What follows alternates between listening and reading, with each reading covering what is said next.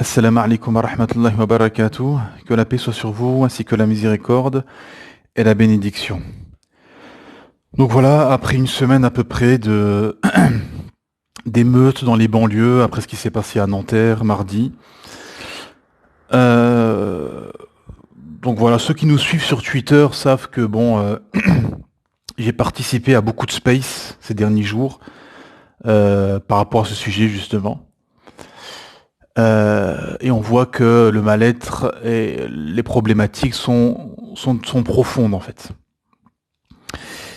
Et que bon, je voulais parler d'autres sujets, mais bon, l'urgence du moment est toujours prioritaire.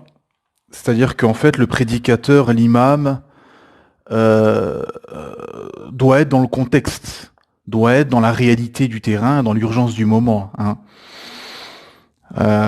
Comme j'écoutais la khutba d'un imam sur YouTube qui disait que l'imam qui n'a pas parlé à la khutba de ce qui se passe dans les banlieues, les émeutes, etc., il a rien compris. Et c'est tout à fait vrai. Comme je dis souvent, notre cheikh, il nous disait, le prédicateur, l'imam qui ne parle pas des problématiques de la communauté, du réel, du contexte, de ce qui se passe, etc., les problèmes que rencontrent les uns et les autres, ah ben, il est un traître. Il nous disait cette parole. Il nous disait que c'était un traître. De faire semblant, de regarder ailleurs, de faire l'autruche. Hein. Il faut, moi personnellement, je l'ai expliqué sur Twitter, j'ai assisté à une khutba où on nous a parlé des vacances et compagnie, quoi. Alors qu'il y a le feu dans la maison, enfin voilà, vous avez comme ça des imams, et qui sont majoritaires en France, malheureusement. Il y a, alhamdoulilah, encore quelques mosquées, quelques imams, où voilà, on parle du réel, etc. Mais dans beaucoup, le réel n'existe plus, en fait. Le réel n'existe plus. Et donc, on ne veut pas parler de ce qui se passe, en fait. Mais c'est juste... euh, comment dire, c'est juste retarder l'échéance en fait. C'est juste retarder l'échéance. Ce que disait Churchill, qui disait ils ont choisi, ils ont eu le choix entre l'honneur et entre le déshonneur et la guerre. Ils ont choisi le déshonneur et ils auront la guerre. C'est tout à fait pertinent cette phrase. C'est-à-dire qu'en fait, tu peux baisser la tête et refuser l'adversité, de refuser de parler du réel, des problématiques, etc. Mais ça te viendra en pleine figure inéluctablement. Hein. Comme j'ai expliqué souvent, cette fameuse expédition de Tabouk, où quand le prophète Mohammed sallallahu alayhi wa sallam et Sahaba ont entendu parler que l'Empire byzantin préparait une armée de 100 000 hommes pour combattre les musulmans, ah ben ils sont montés à Tabouk, c'est une ville dans le nord de l'Arabie. Ils sont montés à Tabouk pour faire corps, faire siège et montrer les muscles. Et ça a été pertinent et ça a été un pari gagnant car l'Empire byzantin a eu peur et a reculé. Alhamdulillah, et Allah Ta'ala leur a fait miséricorde et leur a épargné une énième expédition et bataille. Bon, voilà, une fois qu'on a dit ça, en fait, et on voit que c'est un sujet qui déchaîne les passions, et on voit beaucoup de visages de masques tombés, on voit beaucoup de gens, même certains musulmans qui sont impliqués dans la da'wah, etc., qui sont beaucoup des tribalistes. On voit que beaucoup de musulmans, en fait, sont des tribalistes, des nationalistes, même des gens qu'on n'aurait peut-être pas soupçonnés. Voilà, sont des gens qui sont là dans la victimisation, avec cette mentalité gauchiste, SOS, racisme et compagnie. Bon. En fait, comme j'ai expliqué dans ces spaces Twitter ces derniers jours, c'est un sujet qui est profond et qui est global en fait. Et comme il déchaîne les passions, il faut prendre de la hauteur. Il faut prendre du recul et de la hauteur et analyser les choses de façon froide, rationnelle et globale. Parce que sinon, on va rien comprendre. Bon. Déjà, à la base, d'être venu en terre d'islam, d'être venu en terre de kufr, d'être venu en terre de mécréance, était déjà un drame en soi. Premièrement. Le deuxième drame, c'est que bien évidemment, eux, ils sont chez eux. Les gens qui t'accueillent, ils sont chez eux. Ils vont pas te mettre dans des beaux quartiers, dans les meilleures écoles et te donner les meilleurs postes. C'est tout à fait logique. Ils t'ont parqué dans des quartiers. Ils t'ont donné des petits boulots, voilà, dans les mines, dans les concessions, enfin dans les usines, dans les comment ça s'appelle les femmes de ménage et compagnie, quoi. On t'a donné des petits postes que beaucoup de Français ne voulaient pas faire. On t'a parqué dans des banlieues avec le rap, le trafic de drogue, la délinquance, etc. Des écoles bondées, voilà, qui sont où on ne peut apprendre et enseigner. On ne peut d'un côté enseigner et d'un côté recevoir le savoir de façon optimale et de façon prospère et de façon vertueuse au milieu de ce bourbier, de ces cocottes minutes qui sont les banlieues. Bon. Donc déjà, le drame en soi, c'est d'être venu en terre de mécréance et aussi de vivre dans ces quartiers qui sont des cocottes minutes. Et ces cocottes minutes qui sont ces quartiers ont fait des bombes à retardement. Tous ces jeunes de banlieue sont des bombes à retardement. Voilà. Et la réalité, moi, comme j'expliquais, c'est que c'est toujours pareil en fait.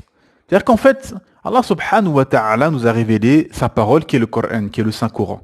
Et nous a envoyé un messager, le prophète Mohammed sallallahu alayhi wa sallam, avec une sunnah, avec des actes, des pratiques, des us et des coutumes. Bon. Si on refuse d'appliquer, ou si on désobéit, c'est sûr qu'il va nous arriver des malheurs.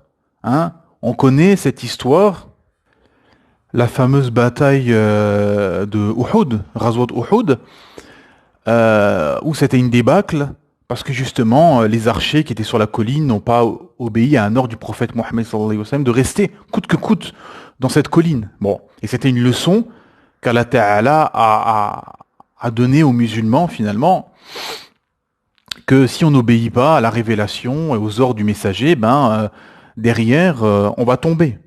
Tout simplement, c'est inéluctable.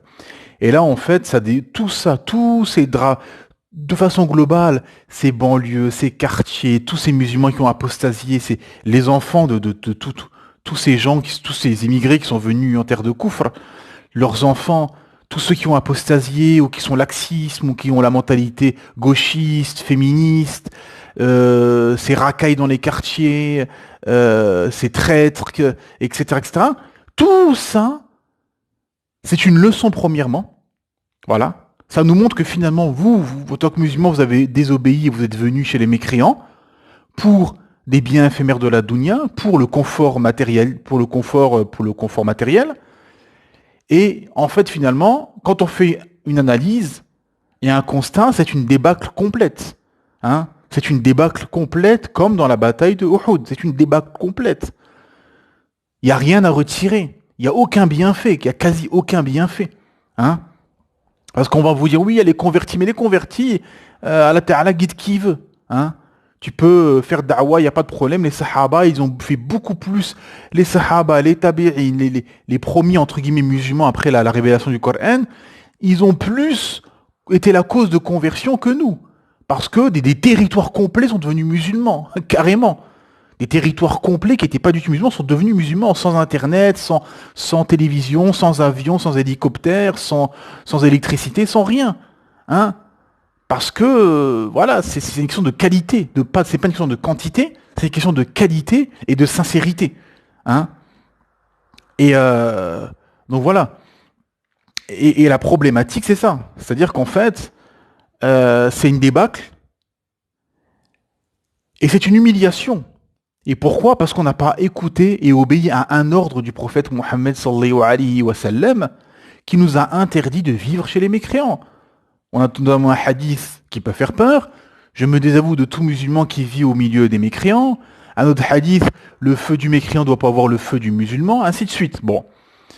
Et comme nous, on n'en a fait qu'à notre tête, nous, de façon générale, hein, ceux qui sont venus, parce que ceux qui sont nés ici, voilà, ils sont là par défaut. Mais bien évidemment, après, comme disait ça en musulman, toi, maintenant, il faut que tu rattrapes l'erreur de tes parents et que tu retournes dans une terre islamique, parce que c'est une question de civilisation, en fait. Hein. C'est une question de civilisation. C'est comme je répondais là au fameux avocat Karim Achoui qui avait mis un tweet avec un peu une dramaturge. Oui, c'est vous, les colons qui êtes venus nous coloniser, maintenant faut nous accepter, blablabla. Voilà, on est dans cette mentalité, dans ces réflexes victimaires, où on se victimise, ou mentalité gauchiste, etc. Moi j'ai répondu en disant, faut arrêter la dramaturge. Ou tu rattrapes l'erreur de tes parents. En fait, on est dans un monde de civilisation, c'est simple. C'est-à-dire que le Tunisien, le Marocain, le Saoudien, l'Égyptien qui a apostaté de l'islam, qui lui est aux antipodes de l'islam, qui ne veut plus de l'islam, il va aller vivre au Canada, aux États-Unis, en France, en Allemagne, c'est tout à fait logique et c'est rationnel. Ah ben c'est pareil pour le musulman. Pour le Norvégien, l'Américain, le Canadien, l'Écossais, l'Espagnol qui s'est converti à l'islam, bah maintenant sa civilisation c'est le monde arabo-musulman, où il pourra pratiquer, parce que c'est une question de système de vie, tout simplement. Il y a le système de vie occidental, athée, consumériste, on a mis les passions, on a érigé les passions et les désirs au rang de divinité, et on a mis l'homme avec un grand H au centre de la cité. Et l'islam, c'est Allah qui est érigé au rang de divinité, et c'est sa loi, c'est l'islam qui est au centre de la cité, des lois, de la morale, des interdits, etc. Hein? Donc, toi, il faut que tu fasses le chemin inverse. Et moi, comme je répondais dans ce tweet, en expliquant que si tu acceptes et tu acceptes de rester ici, bah, accepte l'humiliation qui en découlera, tout simplement. Ou tu rattrapes l'erreur de tes aïeux et tu fais le chemin inverse et tu vas chez toi en terre d'islam. Et sinon, si tu veux rester là, t'es colonisé mentalement, tu veux rester pour le confort matériel, etc., bah, accepte l'humiliation qui en découlera, les discriminations et compagnie. C'est tout. C'est aussi simple que ça, mes frères et sœurs. Il n'y a pas... Vous savez, ces derniers jours, on a beaucoup intellectualisé, on a beaucoup compliqué les choses. C'est simple, en fait. C'est tout à fait simple. Les choses, en fait. C'est clair, net et précis. Il n'y a pas besoin Sina Ibrahim alayhi salam, le prophète Abraham, s'est désavoué de son père dès qu'il lui a apparu clairement que c'était un ennemi d'Allah. Tout simplement. Les choses, alhamdoulilah, Allah Ta'ala, il nous les montre clairement, net et précis. Voilà. Et comme on n'a pas obéi à un ordre du prophète Mohammed sallallahu alayhi wa sallam de pas vivre, de refuser de vivre au milieu des écrans, et qu'on est venu malgré tout, ah ben voilà, faut accepter. Faut accepter. Maintenant, voilà le résultat. Maintenant, le résultat, tout simplement, l'humiliation, etc. Hein. Après, pour revenir par rapport à... Parce que j'ai entendu... maintenant, il y a une petite musique qui est en train de se circuler en disant que oui, en fait, on a tué un arabe, il a été tué parce qu'il était arabe ou je ne sais quoi. Non, ce jeune, il a été tué parce qu'il a refusé d'obtempérer, tout simplement. Que c'était mérité, pas mérité, que c'était abusé, pas abusé. C'est pas le sujet, c'est pas le débat.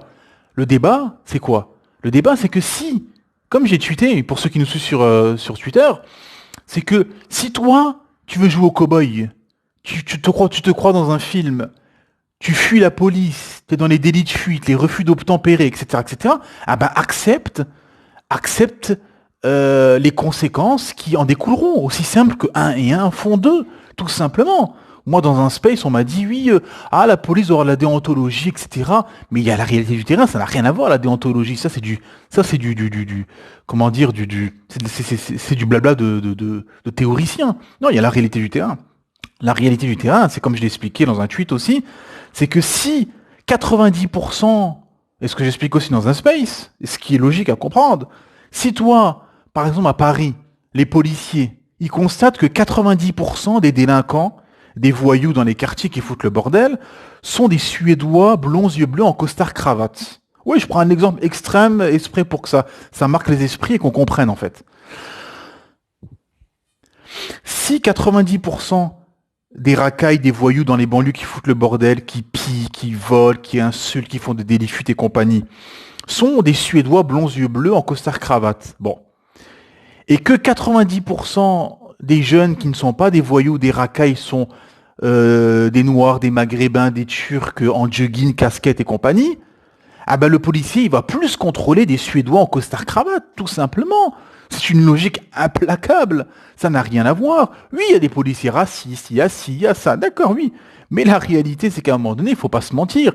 Après, moi, comme j'expliquais dans un space, oui, si vous voulez, on peut débrancher le cerveau et dire non, non, non, c'est du racisme, il n'y a rien, il n'y a aucun problème dans notre camp, non, c'est un des nôtres qu'ils ont tué exprès parce qu'il était un des nôtres et je ne sais quoi. Non, ça n'a rien à voir.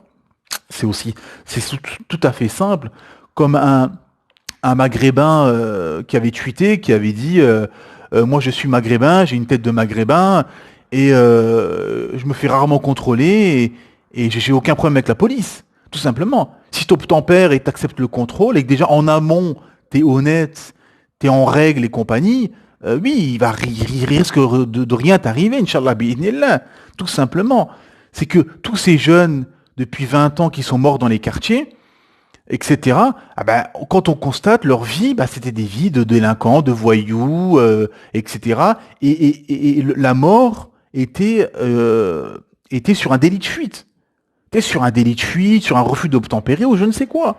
C'est-à-dire qu'à un moment donné, il faut être rationnel et réel, il faut sortir des utopies, de la mentalité SOS racisme, gauchisme, tribaliste, etc. Et beaucoup sont les tribalistes.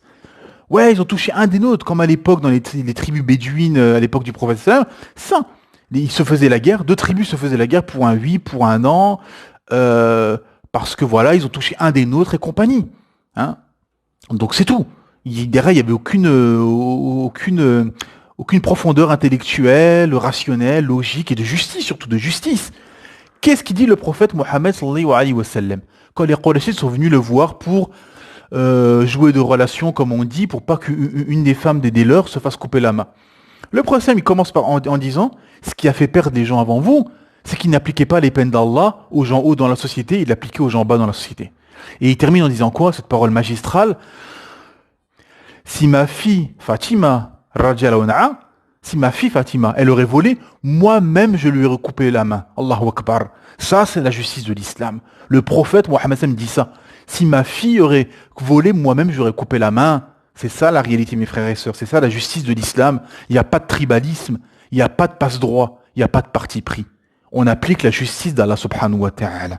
Et c'est pour ça que, d'un côté, le système occidental combat l'islam, parce qu'ils savent que tous ces malfrats, tous ces corrompus, tous ces mafieux à col blanc qui sont, tous ces technocrates au pouvoir, qui manipulent, etc.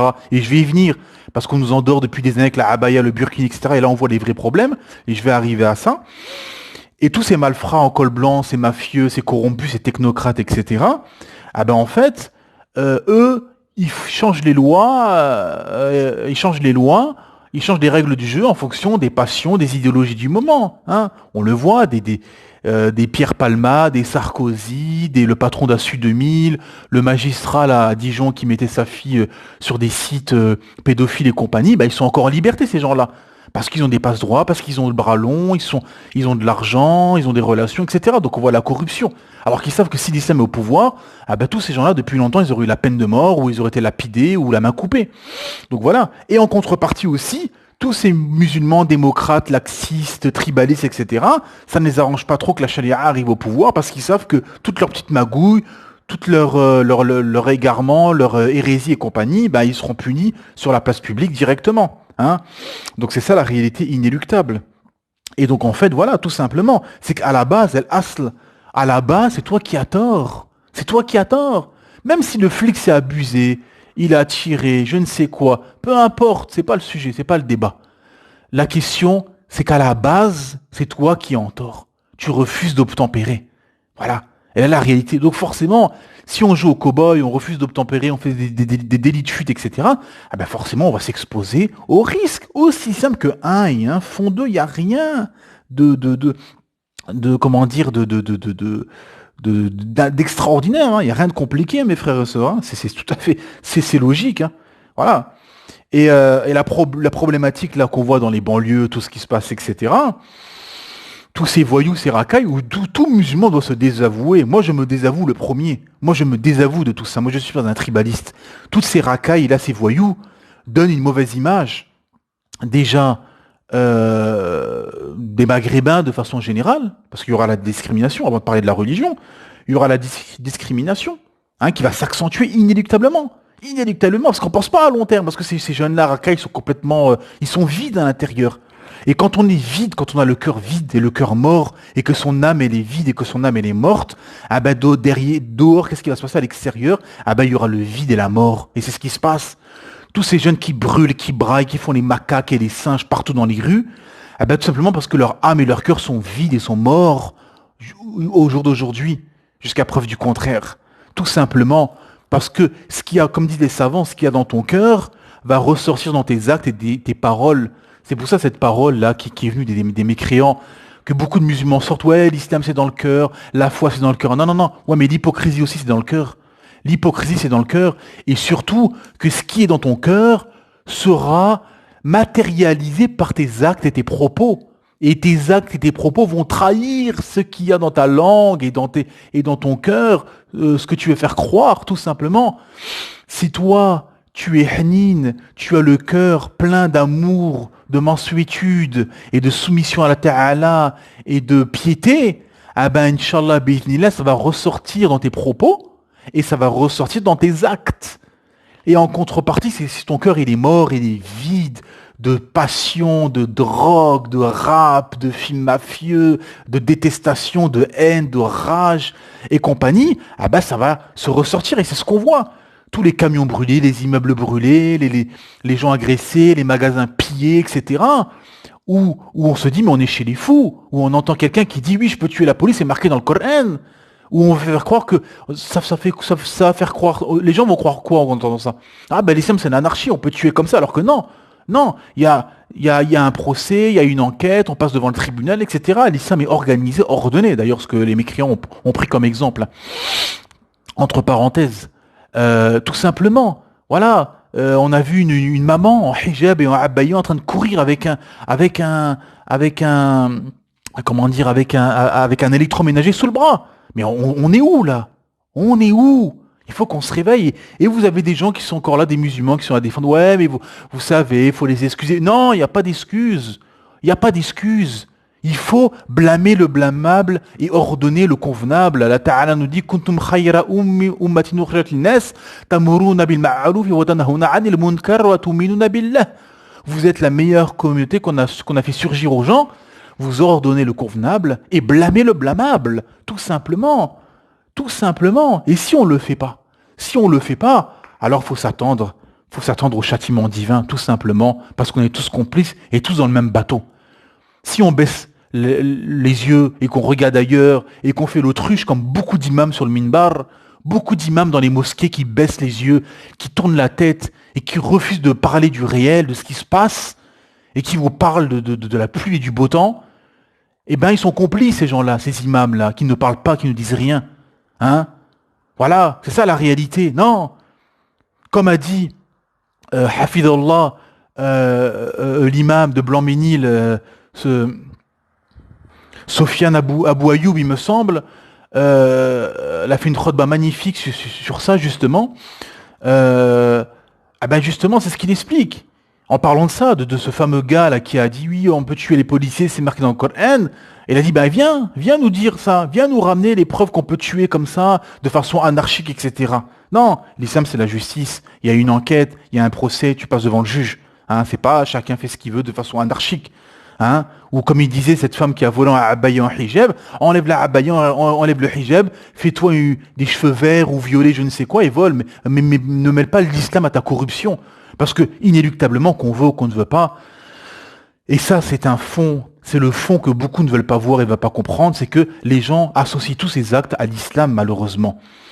Comme disent les savants musulmans, si toi Fatima ou toi Rachid, tout ce que tu vas faire de mal, ah ben, ce sera associé à l'islam.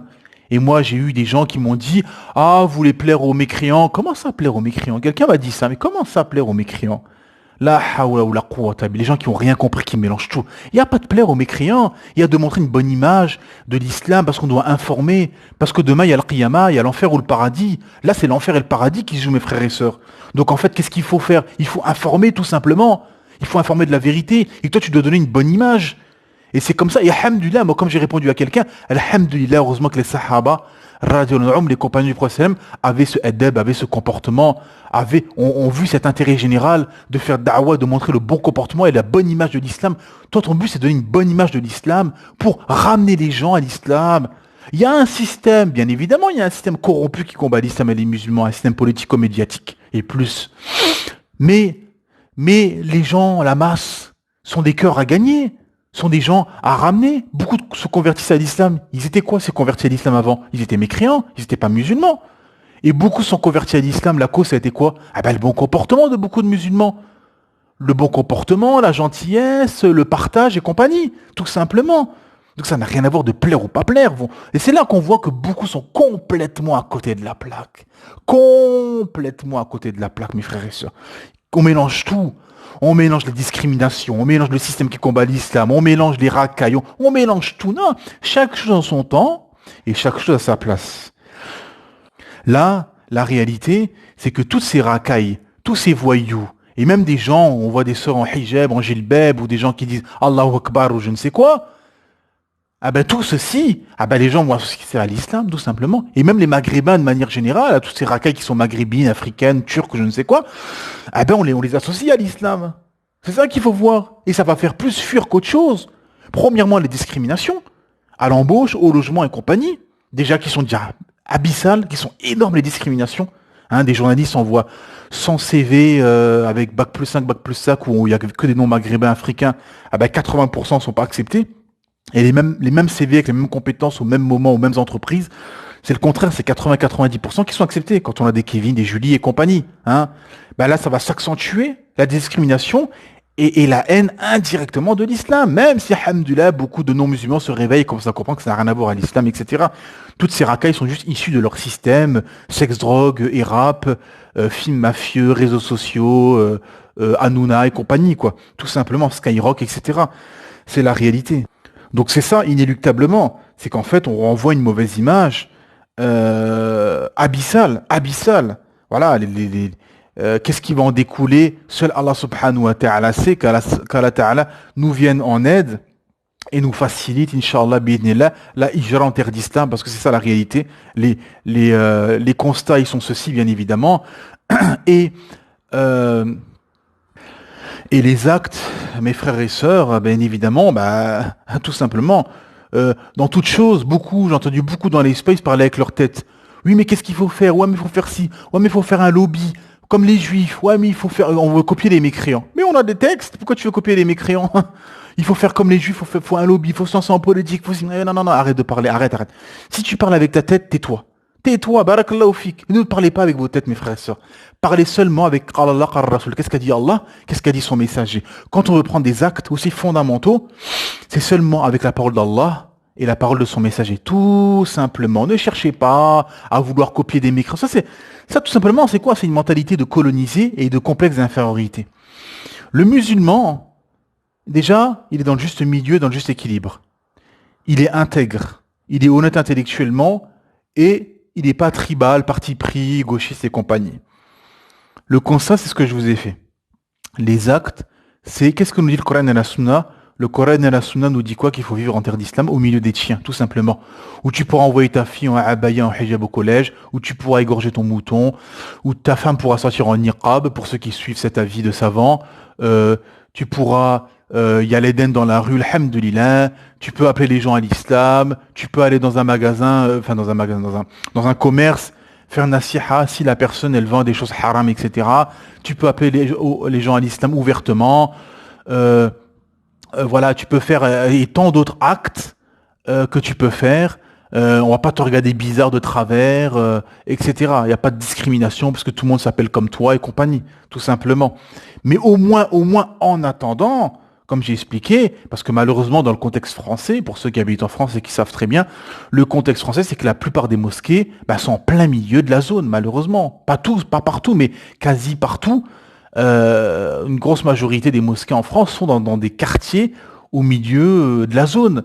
Hein, parce qu'en plus, si tu as des enfants, tes enfants vont aller dans les écoles d'enfants de parents de cassos, faut dire le mot, de racailles, etc., avec la mauvaise influence, etc.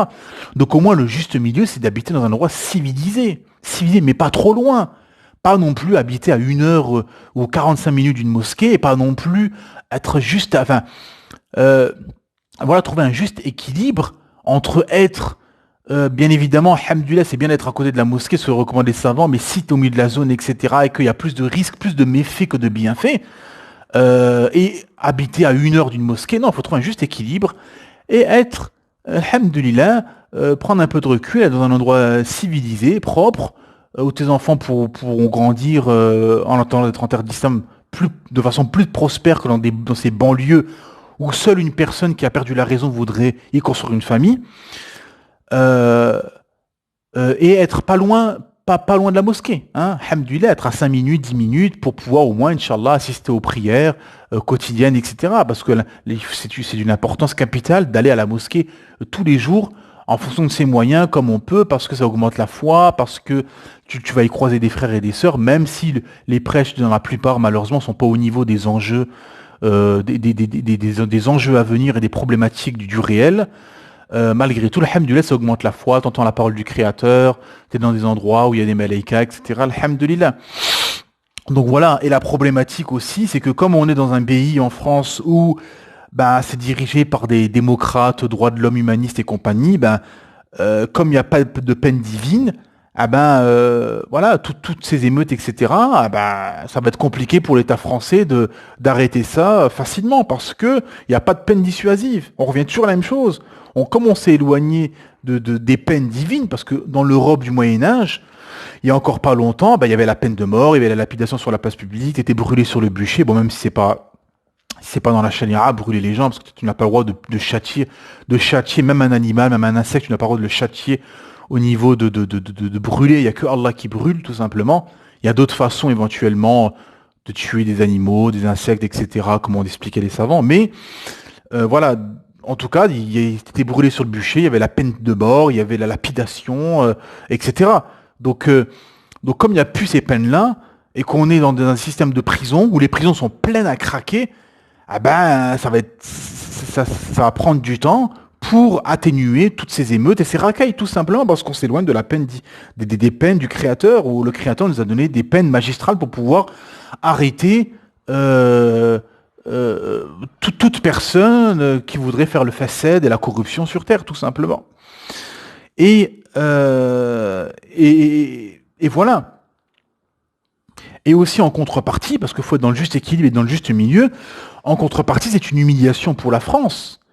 Et depuis, et beaucoup de frères le constatent, depuis que la France a fait la guerre en Libye, en Syrie, et combat idéologiquement l'islam et les musulmans, il n'y a que des problèmes en France. Les attentats, le Covid, la crise politique, les gilets jaunes, les réformes des retraites où ça a cassé, les émeutes, etc., etc.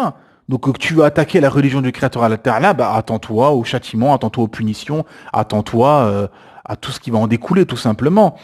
Et on voit l'humiliation des politiques et des médias, et on voit, moi j'ai écouté dernièrement une interview de Zemmour où il faisait tout petit, où il était coincé, où sa guerre de civilisation, d'immigration, d'islam conquérant, je ne sais quoi, tombe à l'eau, parce que toutes ces racailles sont issues de leur système, ont été élevées dans leur système, et sont loin à des années-lumière de l'islam, tout simplement. Hein. Donc on nous endort, et je vais finir dessus, parce que et beaucoup de Français vont se réveiller, Inch'Allah, bi'idhnillah, parce qu'on nous endort depuis des mois et des années avec la abaya, avec le hijab, avec le burkini, avec les hijabeuses, avec l'islamisme rampant, les frères musulmans, les écoles islamiques et coraniques et compagnie et compagnie. Et on voit finalement c'est quoi le vrai danger. Le vrai danger, c'est qu'en même pas quelques heures et quelques jours, une horde de racailles à travers la France ont mis le pays sain de son dessous, et ont mis le pays à feu et à sang, hein, tout simplement. Et ces gens-là n'ont rien à voir au hijab, au burkini, au abaya, aux frères musulmans, au hijab et compagnie. Rien à voir. Rien à voir. Leur journée, c'est Skyrock, c'est Hanouna, c'est le rap, qui est une drogue auditive, les films mafieux, le trafic de drogue, les délits de fuite, les vols à la tire, etc., etc. Ce sont des vies de mafieux, de racailles, de voyous, d'armes, de drogue, de trafic. Réalité inéluctable. Hein. Et donc voilà, donc d'un côté, ces racailles-là, ces émeutes, etc., elles réfutent ces deux extrêmes. D'un côté, les démocrates, gauchistes, humanistes, dont beaucoup de musulmans font partie, de tribalistes et compagnie, qui sont toujours là à excuser la fatalité, le racisme et compagnie. Non, non, ça n'a rien à voir. Tous ces voyous sont juste des gens qui ont un vide spirituel, un vide intellectuel et un vide de l'âme et du cœur et qui sont élevés au rap, au Skyrock, à Hanouna, aux films mafieux, au trafic de drogue et compagnie. Et donc, ça se répercute à travers leurs actes. Et d'un autre côté, ça réfute tous les patriotes de pacotille, les Zemmour, les Jean Messia, les Damien Rieu, CNews, l'heure des pros et compagnie, que depuis des années, on nous endort avec la abaya, le hijab et compagnie, et qu'en fait, finalement, le danger pour la France, c'est d'un côté ces élites corrompues, pourries, qui manipulent les masses, et d'un autre côté, les gauchistes,